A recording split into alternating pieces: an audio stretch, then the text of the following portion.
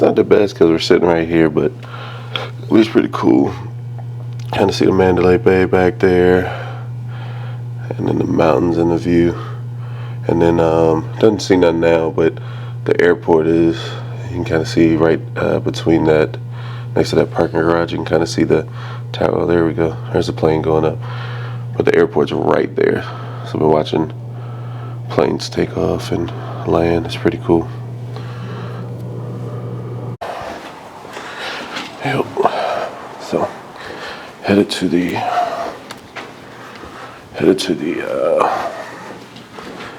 elevator. Actually got a decent night's sleep, but it's been pretty crazy because yesterday when I left, I got up at like 4. So by the time I left, I think the flight was like 7:30, and then we landed 9:30 West Coast time.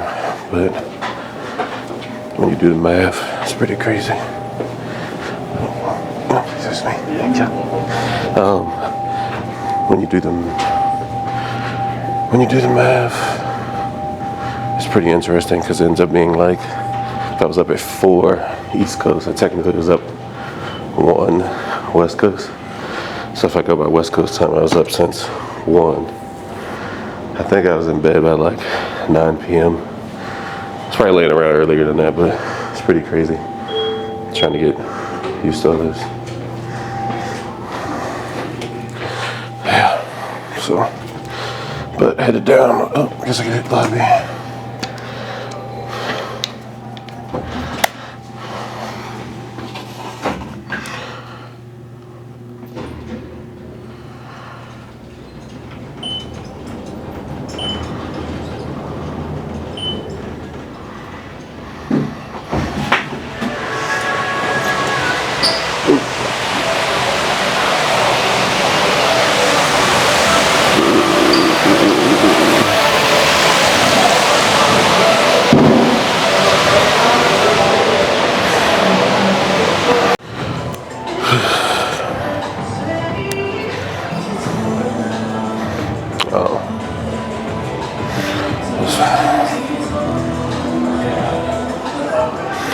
Yeah, it's pretty early.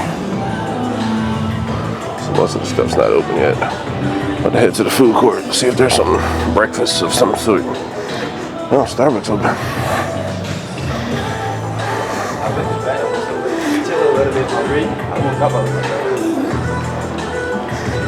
Actually, everybody must sleep in because this is definitely way quieter than it was yesterday on a Sunday. There's a lot of people here on a Sunday.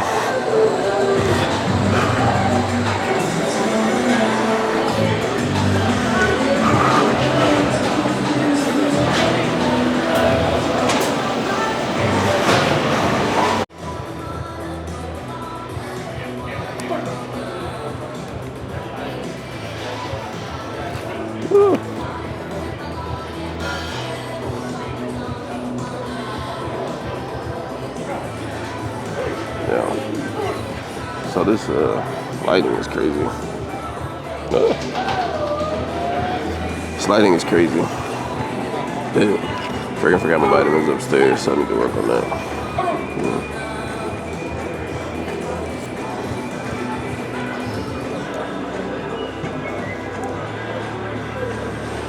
But it's interesting. So I was wondering if there was gonna be breakfast, because in here there's like a pizzeria, Johnny Rockets, and Nathan's. And what's that place called? It's like Pan Asian. I couldn't read it. The font was bad. And a chicken tender spot. But basically a couple of them serve breakfast. Like the Chinese joint, they're smart, man. They do the omelet bar. And then Nathan's does like full breakfast as soon as like. So.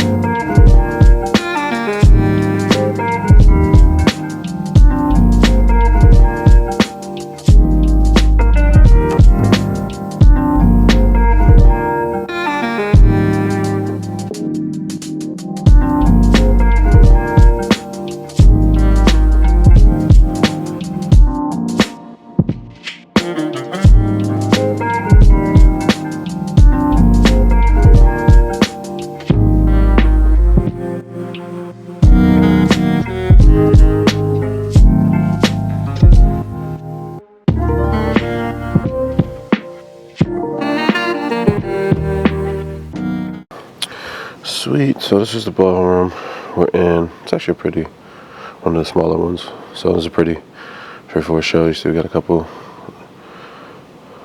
Lecos on truss. This front of the house, not much going on up here. Lighting. We'll probably have, I don't know, somebody on their computer up here doing stuff. And then we went with the Midas M32. And it's pretty straightforward. So I got about 8 wireless, a couple podium mics, some playbacks and graphics. And then my Mac machine to play back. And then the way that I always do, I send everything through a matrix, left, right through the matrix. And then front fills. Got monitor on stage just in case, and then backstage so they can hear. And then I set up a monitor bus so I can send individually what I want to send. So I can like mix into that, and then that just automatically goes to the matrix. Pretty straightforward console. I'm pretty sure you guys have seen this.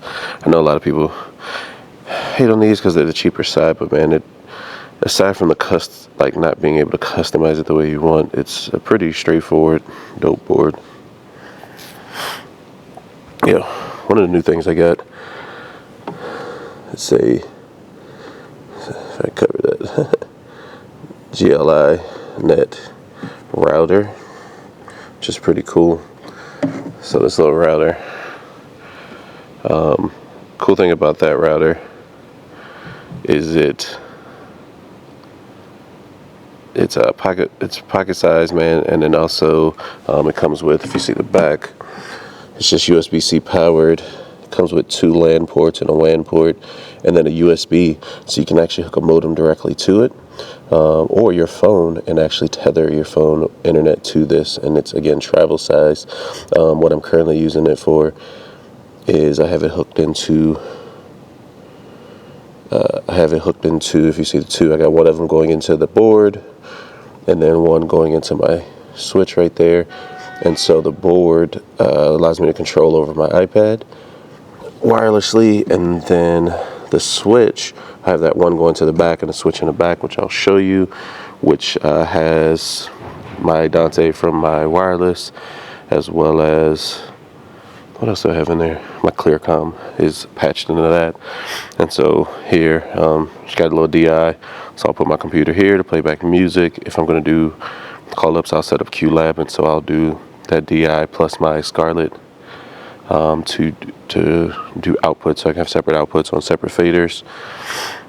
And sweet, let's go show you the back.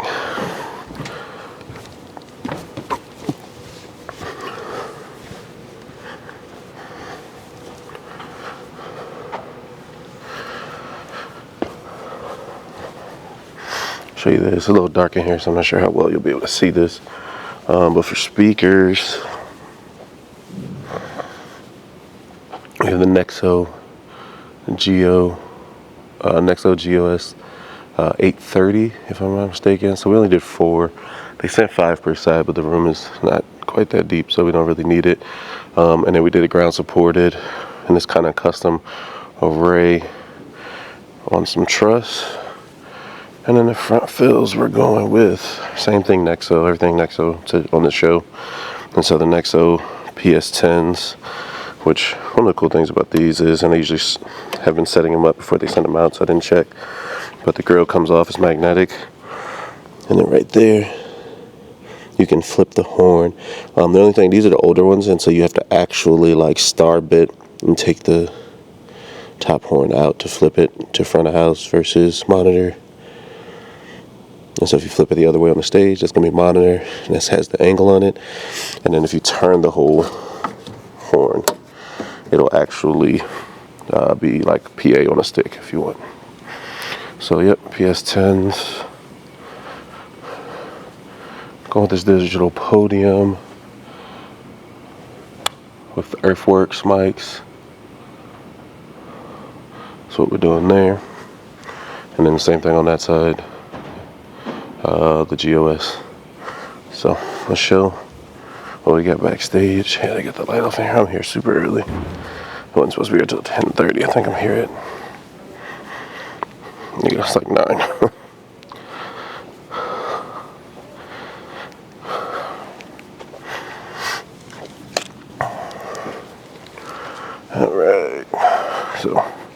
So this one's cool. I put LED strips on the back so you can see what's going on. So I have to do some lights for some other stuff. But right here we just got the Nexo amps pre-labeled, PS10s and all of that. So 3 amps. Each amp can do 4 individual inputs, outputs.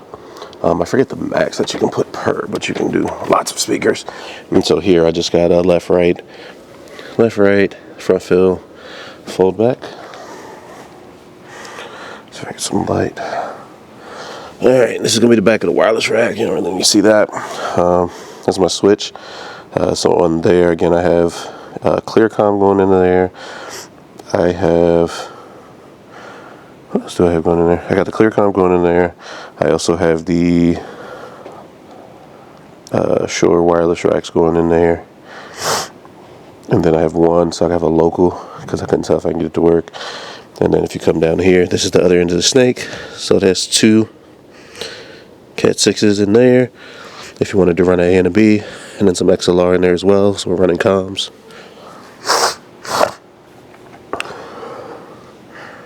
So there you go, you got your Clearcom antenna, a couple fins. I think the other fin's way over there. That's kind of the mess of backstage. Sweet, so right here, got the DL32 rack. A couple snakes going back in there. We got one going over to video world.